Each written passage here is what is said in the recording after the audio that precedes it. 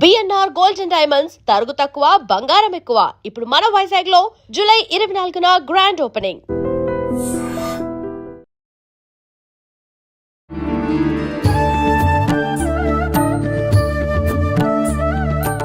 నమస్కారం, welcome to I dream. ధర్మ మార్గం విత్ విజిత కార్యక్రమానికి స్వాగతం. ప్రస్తుతం మనతో పాటు ఉన్నారు శ్రీ కామాఖ్య అమృత శోధన సంస్థ వ్యవస్థాపకురాలు, శ్రీ విద్యా ఉపాసకురాలు వేణుశ్యామ అమ్మగారు. ఇప్పుడు అమ్మతో మాట్లాడి మనకున్న సందేహాలన్నింటినీ నివృత్తి చేసుకునే ప్రయత్నం చేద్దాం. నమస్తే అమ్మ. అమ్మ, మీరు వెళ్తూనే ఉంటారు తరచుగా యాత్రలకి, ఎక్కడికి క్షేత్రాలు ఇవన్నీ కూడా. ఈ మధ్య కాలంలోనే హరిద్వార్ వెళ్ళొచ్చారు. అక్కడ జరిగిన విశేషాలు మీరు నాతో చెప్తుంటే నాకు చాలా కొత్తగా అనిపించింది. ఒకసారి మన వాళ్ళకు కూడా షేర్ చేద్దామమ్మా మీ అనుభవాల గురించి. హరిద్వార్ అంటే హరిద్వారము అంటే 7 మోక్షపురులు ఉన్నాయి. 7 మోక్షపురుల్లో మొదటి మోక్షపురి కింద హరిద్వార్ని చెప్తారు. అక్కడున్న అమ్మవారు కూడా మీరు చూస్తే మహామాయ. ఎందుకంటే అసలు శివుడు అంటే ఈశ్వరుడు వైపు మనం వెళ్ళాలి. దానికి తోడు ఏంటి అంటే శివకేశవులు కలిసున్న అంటే శివుడు, కేశవుడు, అమ్మవారు. మిగతా మోక్షపురులన్నిటిలోనూ అమ్మవారు, శివుడు లేదా విష్ణుమూర్తి ఇలా ఉన్నారు తప్పితే హరిద్వార్ ఒక్కచోటే మీరు చూస్తే శివకేశవులు ఉంటారు, అమ్మవారు అంటే ముగ్గురు కలిసున్న ప్రదేశం. అది అంటే అందుకే అంత దాన్ని దేవభూమి అని కూడా పిలుస్తారు. మీరు చూస్తే అంత పవిత్రమైన క్షేత్రం ఏంటి అంటే మొదటి మోక్షపురి కింద కూడా చెప్తారు. మోక్షపురులు 7 కూడా మొదటి మోక్షపురి కింద. ఇంకా మన బాడీతో కనెక్ట్ చేసుకున్నప్పుడు అది మూలాధార చక్రం. సో అక్కడే అసలు వెళ్ళడానికి కూడా రీజన్ ఏంటి అంటే హరిద్వారం మోక్షపురి. ఇక్కడ హరిద్వారే మహామాయ అని చెప్పేసి అష్టాదశ శక్తిపీఠాల్లో చెప్పడం జరిగింది. మళ్ళీ హరిక్షేత్రం అనేసరికి కామాఖ్య, అస్సాం కామాఖ్య అని అంటారు. ఈ రెండు ఎప్పుడు ఏంటి అంటే అదా శక్తిపీఠం, ఇదా అష్టాదశ శక్తిపీఠం అనేది. కానీ కామాఖ్య అని అందరూ ఒప్పుకున్న పీఠం మీరు తెలుసున్నప్పుడు. ఇక్కడ హరిద్వార్ కాకపోతే నేనేంటంటే ఈ కన్ఫ్యూజన్ అంతా ఎందుకు అని చెప్పేసి 18 పీఠాలు కంప్లీట్ అయిన తర్వాత మహాపూర్ణాహుతి ఎలాగూ వేయాలి కదా, అది హరిద్వార్లో వేసుకుందాము అనుకున్నాం ఫస్ట్ మొదలు పెట్టినప్పుడే. హరిద్వార్లో వేద్దాము అన్నప్పుడు హరిద్వార్ వెళ్తే అక్కడ హరి అంటే విష్ణువుని కానీ ఈశ్వరునికి కానీ చేరడానికి మనకి ఏం తొలగాలి అన్నదే అక్కడ అమ్మవారి పేరు మీరు చూస్తే మహామాయ. మనలో ఇల్యూజన్స్ అన్నీ తొలగితేనే ఎక్కడికి వెళ్తాము, ద్వారం. మళ్ళీ మన మూలాధార చక్రం అంటే ఏంటి అంటే మన లోపలికి జ్ఞానం ప్రవేశించాలన్నా మూలాధార చక్రం ద్వారానే ప్రవేశిస్తుంది అంతే. కాబట్టి ఇన్ని రకాలైన గొప్ప అంటే గొప్ప ప్రత్యేకతలు ఉన్న క్షేత్రమే హరిద్వారం. దానికి తోడు గంగానది అక్కడ ఎంత అంటే చాలా దగ్గరగా ప్రవహిస్తూ ఉంటుంది, చాలా అందంగా ఉంటుంది. ఇదంతా బాగుంది. ఇప్పుడు మోక్షం పొందడము అంటే మనం చేసుకున్న పాపాలన్నీ తొలగిపోవడం. ఒక్కసారి ఆ క్షేత్ర దర్శనం చేసుకుంటే పాప విమోచన. అది ఏ క్షేత్ర దర్శనం చేసుకున్నా రియల్ గా చెప్తే పాప విమోచన అవుతుందమ్మా. కానీ ఏంటి అని అంటే మనం ఎలా వెళ్ళాము అన్నది. చాలా మంది చెప్తారు మీరు చూస్తే గంగలో స్నానం చేస్తే కర్మలన్నీ పోతాయి అని చెప్పేసి. అయ్యేసరికి గంగలోకి వీళ్ళు వెళ్ళి ములిగేస్తారు. అంటే మనం ఇష్టమైనట్టు పాపాలు చేసేసి వెళ్ళి గంగలో ములిగితే పాపాలు పోతాయని కాదు. అప్పుడే వాళ్ళు మళ్ళీ చెప్పారు ఏమిటి అని అంటే గంగలో ములిగితే పాపాలు పోతున్నాయి. ఏంటిట మీరు గంగలో ములిగినంతసేపు మీరు పుణ్యాత్ముల కింద ఉంటున్నారు, బయటకు రాగానే ఒక చెట్టు మీద కూర్చుని మళ్ళీ మీకు అంటుకో. ఎందుకంటే మన ఇష్టం వచ్చినట్టు తప్పులు చేసేసి అప్పుడు దేవుడి రైట్గా మార్చమంటే అది తప్పు కదమ్మా. ఇక్కడ అందుకే మీరు కాశీ వెళ్తే కాయో పండో వదలాలి అంటారు. అంటే గంగ దగ్గర కాయో పండో వదిలేయమంటున్నారు. కాయో పండో వదిలేయడం అంటే అర్థం ఏమిటి, వీళ్ళు ఏం చేస్తున్నారు, ఏ బీరకాయో వంకాయో లేకపోతే ఇలాంటి కాయలు కూరగాయలు. పండు అంటే ఏదో మామిడి పండు, అరటి పండు ఇలాంటి పళ్ళు వదిలేసి నాకు ఇష్టమైంది వదిలేశాను. అది కూడా ఒక రకంగా చెప్తే అది కూడా మంచిదే. ఎందుకంటే ఇష్టమైన దాన్ని దేవుడికి ఇచ్చేసి త్యాగం చేయగలిగే స్థితి అన్నది గొప్పదే. కానీ ఇప్పుడు చూడండి, సపోజ్ బంగాళాదుంప వదిలేసాను అని అనుకున్నారనుకో, ఇంకా తర్వాత నుంచి నేను బంగాళాదుంప వదిలేసాను అంటే మీరు ఎక్కడ వదిలేరు, మీ వైడ్లో బంగాళాదుంప ఉండనే ఉంది, దాని మీద ధ్యాస ఎక్కువగా ఉంటుంది. అంటే తినకుండా ఉంటాయి. అసలు వాళ్ళు చెప్పిన కాయో పండో అంటే అర్థం ఏమిటి అంటే కాయం మీద ధ్యాస. ఎప్పుడు క్షేత్రానికి వెళ్తే నిజంగా ఈ కర్మలన్నీ పోతాయంటే మన శరీరం మీద ధ్యాస వదిలేయాలి. అంటే చూడండి, నాకు ఇక్కడ ఇది నొప్పి వస్తుంది, అది నొప్పి వస్తుంది, లేకపోతే నాకు ఈ కంఫర్ట్ కావాలి. అందుకే క్షేత్రానికి వెళ్తే యాజ్ సింపుల్ యాజ్ పాసిబుల్. మీరు ఎంత సింపుల్ లైఫ్ని బతకగలిగితే అంత బాగుంటుంది.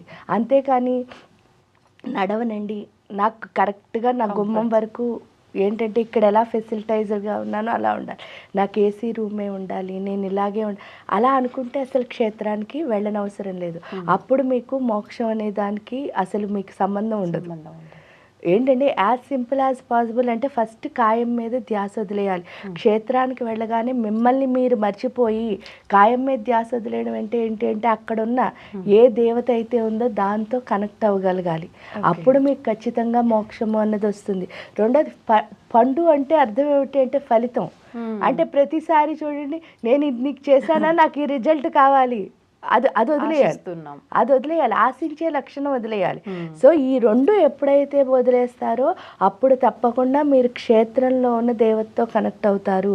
అంతవరకు ఎందుకంటే జనరల్గా మనిషి యొక్క లక్షణం ఏంటంటే అమ్మ, ఇప్పుడు మనం ఏ ఊరు వెళ్ళామంటే ఆ ఊర్లో ఏది ప్రత్యేకము అంటే గుడి అయిపోయిన వెంటనే ఏం చూడాలంటే సపోజ్ వారణాసి వెళ్ళామనుకో, అది మోక్షపురే.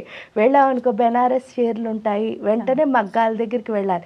అంటే మీరు దేని మీద ధ్యాసతో ఉన్నారు, ఆడున్నంతసేపు ధ్యాస అంతా ఆ దేవత మీద మాత్రమే ఉండాలి, భగవంతుడి. అప్పుడు మోక్షం వస్తుంది. మోక్షము అంటే కూడా ఏంటి అంటే మన పాపాలన్నీ తొలగిపోవడం ఇదంతా కాదు, ప్రతి క్షణం ఆనందంగా ఉండడాన్ని మోక్షము అంటారు. ఆ ఆనందము అన్నది వస్తుంది ఏ మోక్షపురిలో అయినా సరే. అందుకే మీరు అక్కడికి వెళ్ళి కూడా చాలామంది చూడండి అన్నీ ఏవోవో పనులు చేసినా సరే దేవుడు మిమ్మల్ని సంతోషపెట్టడానికి ఏదో ఒక మంచి అంటే గుడికి వెళ్ళగానే వాళ్ళు పిలవడము, లేకపోతే మీకు అవన్నీ ఎందుకు అంటే మీకు ఆ హ్యాపీనెస్ ఇవ్వడం వల్ల మీలో ఉన్న సఫరింగ్ ఎప్పుడైతే తగ్గుతుందో మీకు నిజం వైపు వెళ్తారేమో అన్న దానికోసం దేవుడు మీకు అన్నీ ఇస్తూ ఉంటాడనమాట. అలా ఏంటంటే ఏ మోక్షపురికి వెళ్ళినా ఇంతే. ఇంకా హరిద్వార్లో ఎంత బాగా అంటే హ్యాపీగా ఫస్ట్ డే వెళ్ళాం, అమ్మవారికి మాయాదేవి అమ్మవారు ఉన్నారు అక్కడ. ఆవిడ దగ్గర సంకల్పం, ఇలా అమ్మ మేము వచ్చాం, ఇలా మహాపూర్ణాహుతి వేసుకోవాలనుకుంటున్నాం, నువ్వు మంచిగా మాకు వేయించు అని చెప్పేసి హాయిగా అనుకున్న తర్వాత హ్యాపీగా సంకల్పం చెప్పుకున్నాం. మొత్తానికి హోమం అంతా బాగా జరిగింది. ఫస్ట్ ఏమైంది అంటే మహామాయాదేవి టెంపుల్లో హోమం చేద్దాము అని అనుకున్నాం 28వ తారీఖున మహాపూర్ణాహుతి. అనుకోగానే సరే అంతా అసలు ఎంత అంటే చాలా బాగా అంతా సెట్ అయిపోయింది. ఈ లోపల వర్షం వచ్చింది. వర్షం వచ్చేసరికి ఏమైందంటే దానిపైన టాప్ ఏమీ లేకపోవడం వల్ల చాలా పెద్ద వర్షం పడుతుంది. 5 హోమగుండాలు పెట్టి చేయాలి అంటే కష్టం అనేసరికి మళ్ళీ వేరే ప్లేసు సజెషన్ జరిగింది, అక్కడికి వెళ్ళాం. అక్కడికి వెళ్తే ఏంటి అంటే దక్ష ప్రజాపతి ఊరు అని చెప్తారు, అది సతీదేవి జన్మస్థలం. ఆ సతీదేవి జన్మస్థలం ఎక్కడైతే జరిగిందని పురాణ గాథ ఉందో అక్కడ హోమం చేయగలిగాం. అంటే అమ్మ మార్చినా కూడా మంచి ప్రదేశమే హ్యాపీగా అయింది. అయిన తర్వాత ఈ మహామాయ టెంపుల్లో ఆ రోజు 1100 కొబ్బరికాయలతో అభిషేకం అన్నారు, రమ్మన్నారు.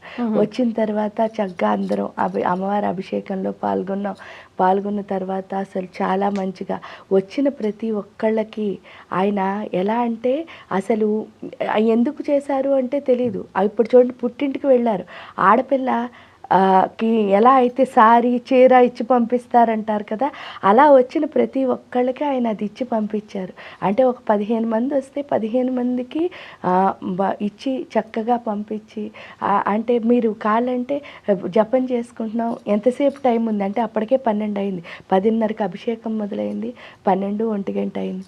ఇంకా జపం చేసుకుంటూ అంటే గుళ్ళో కూర్చుని జపం చేసుకుంటున్నాం. వెళ్ళిపోవడానికి ఎంత టైం ఉంది అంటే అమ్మ రాత్రి అస్సలు పడుకోదు, లేచే ఉంటుంది, మీకు ఎంతసేపు కావాలంటే అంతసేపు కూర్చోండి అని చెప్పారు. మళ్ళీ మొన్నాడు పొద్దున్న మాకు ప్రయాణం, అందుకని 7ంటికే చేసుకోవాలని చెప్పేసి వచ్చి ఆ పూర్ణాహుతిని అమ్మవారికి సమర్పించి చక్కగా హోమం చేసుకున్నాం. అంటే ఆ ముందు రోజు 27వ తారీఖున రిషికేశ్ వెళ్ళాం. ఆ రిషికేశ్లో ఏంటంటే ఫస్ట్ డే 25 కొంచెం కొంచెం జల్లులు పడుతూ అలా అయింది. 26 ఫుల్ ఎండ, 27 ఫుల్ వర్షం. అన్ని సీజన్లు చూసారా? అన్ని సీజన్లు అంటే ఏ క్షేత్రానికి వెళ్ళినా ఇది కావదమ్మా. చలి ఎండ వాన చూడకుండా రావన్నమాట. అయితే అక్కడ వర్షంలో కూడా స్పెషల్ ఏంటి అంటే ఎప్పుడూ చూడలేదు, కని విని ఎరగలేదు, ఎంతకు ముందు చూడలేదు, తర్వాత చూస్తామో చూడమో తెలియదు. ఫస్ట్ టైం చూసింది ఏమిటి అంటే ఆ కొండపై నుంచి వర్షం జల్లు చాలా, అంటే హోమం జరుగుతుంది. హోమం అంతకు ముందు కంటే చాలా ఎక్కువ. ఎప్పుడు వర్షం పడినా అంతే. హోమం ఎప్పుడు ఇంతకు ముందు మంట అంటే అగ్ని కంటే ఇంకా ఎక్కువ అగ్ని వస్తుంది వర్షం పడడం మొదలు పెట్టాక. నీళ్ళకి అవ్వదు, నార్మల్గా అవ్వదు. కానీ ఎప్పుడైనా అంతే, ఇప్పుడు కదా, ఎప్పుడు హోమం బయట చేసినా వర్షం పడింది అంటే తప్పకుండా ఇంత అంటే అప్పటి వరకు ఉన్న అగ్ని కంటే ఇంకా ప్రజ్వలనం ఎక్కువైపోతుంది. ఆ ఎక్కువతో పాటు ఆ రోజు ఏమిటి అంటే స్పెషల్గా అసలు ఆ వర్షంతో పాటు చేమలు కూడా వర్షంలా పడ్డాయి. అంటే ఆ కొండపై నుంచి అసలు అవి కొండ చీమలు చాలా గట్టిగా కొడతాయని అందరూ చెప్పారు. కానీ అసలు అవి ఏమీ చేయకుండా, ఎందుకంటే హోమం దగ్గర నుంచి కదలకూడదు కదా, కదలకుండా హోమం చేయాలి. ఆ గంట సేపు అంత వర్షం పడినా, అన్ని చీమలు పడినా ఏ ఇబ్బంది కలగకుండా అసలు అమ్మవారు అలా 28 పూర్ణాహుతి ఎంతో మంచిగా హ్యాపీగా జరిగింది. హ్యాపీగా జరిగిన తర్వాత 29 ఆ ట్రిప్ మొత్తానికి పూర్ణాహుతి చేసుకుని చక్కగా వచ్చాం. అంటే అష్టాదశ శక్తిపీఠ పూర్ణాహుతి, అభిషేకం అన్నీ ఎంతో అందంగా, అంటే అమ్మవారు ఒళ్ళో కూర్చున్నట్టు ఆవిడ అన్ని ప్రతిదీ కూడా స్పూన్లా. అంతకుముందు మామూలుగా ఒక ట్రిప్ కేదార్నాథ్ అవి వెళ్ళినప్పుడు ఊరికే ఆన్ ద వే హరిద్వార్ వెళ్ళాను తప్పితే అక్కడికి స్పెషల్గా వెళ్ళి హోమాలు చేసింది లేదు. ఇదే ఫస్ట్ టైం. కానీ ఫస్ట్ టైంలా కాకుండా ఇంతకుముందు ఏదో చాలాసార్లు వచ్చి అది కూడా ఏంటంటే మన పుట్టింటికి మనం వెళ్తే అమ్మ సారి ఇచ్చి ఎలా పంపిస్తుందో అన్నట్టు. అసలు జనరల్గా ఏంటంటే ఇక్కడ అందరూ చూడండి ఆషాఢ మాసం సారి అని చెప్పి అమ్మవారికి పెడతారు, కానీ ఆవిడ వచ్చిన అందరికీ పెట్టి పంపించింది చూడండి.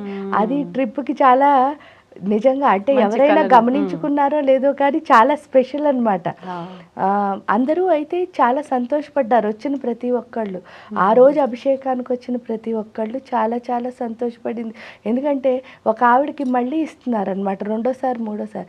ఆవిడ అన్నది ఇంతకు ముందు ఇచ్చారండి అని చెప్తోంది పాపం అతనికి. నేను చెప్తున్నాను అమ్మ ఇస్తోంది తీసుకోండి, ఇంతకు ముందు ఇచ్చింది అంటే అందరికీ మళ్ళీ రెండోసారి మూడోసారి రాలేదు కదా, నీకు వచ్చింది నువ్వు తీసుకో అని చెప్పి.